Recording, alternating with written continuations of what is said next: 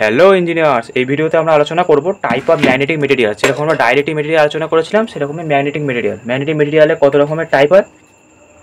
3 ধরনের টাইপ হয়, মানে বেসিক্যালি 5 ধরনের হয়, তো আলোচনার মধ্যে 3 ধরনের। একটা হচ্ছে প্যারাম্যাগনেটিক, একটা হচ্ছে ডায়াম্যাগনেটিক, আর আরেকটা হচ্ছে ফেরোম্যাগনেটিক।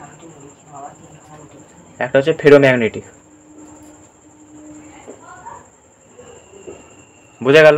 এইগুলো কেমিস্ট্রিতে আমরা প্যারাম্যাগনেটিক ডায়াম্যাগনেটিকের কথা জানি, এখানেও সেই একই রকমই ব্যাপার। প্যারাম্যাগনেটিকের ক্ষেত্রে আর ফেরোম্যাগনেটিকের ক্ষেত্রে একটা কমন জিনিস আছে, যেটা হচ্ছে এরা ম্যাগনেট দ্বারা মানে ম্যাগনেট এদেরকে টানে। আর ডায়াম্যাগনেটিকের ক্ষেত্রে রিপালশন হয়, ম্যাগনেটের কাছে নিয়ে গেলেই দূরে চলে যেতে চায়।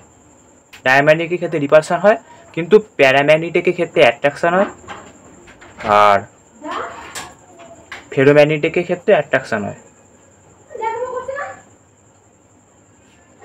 এটাই যা পার্থক্য।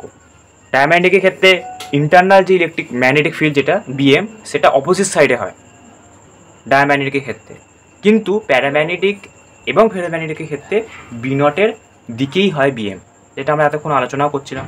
তাহলে আশা করি বোঝা গেছে টাইপ। এরপরের ভিডিওতে এই মেটেরিয়ালগুলোকে নিয়ে একটু আলোচনা করব। চলো তাহলে, বাই বাই।